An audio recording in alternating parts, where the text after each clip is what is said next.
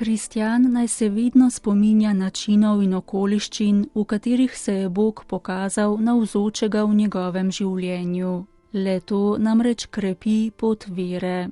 To je bila osrednja misel današnje homilije papeža Frančiška med jutranjo svetomašo v kapeli doma svete Marte. Vera je pot, na kateri se je potrebno stalno spominjati tistega, kar je že bilo, lepih stvari, ki jih je storil Bog, pa tudi ovir in zavrnitev, kajti Bog hodi skupaj z nami in se ne prestraši naših hudobij.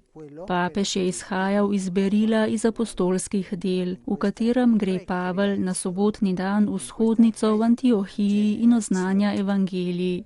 Začne z izvori izvoljenega ljudstva, od Abrahama, Mojzesa, Egipta in obljubljene dežele, pa vse do Jezusa. Oznanjevanje učencev je zgodovinsko in je bistveno, je poudaril sveti oče, kajti dopušča spomniti se izstopajočih trenutkov, znamen navzočnosti Boga v življenju človeka. Vrniti se nazaj, da bi videli, kako nas je Bog zveličal, s srcem in razumom v spominu prehoditi pot in tako prispeti do Jezusa.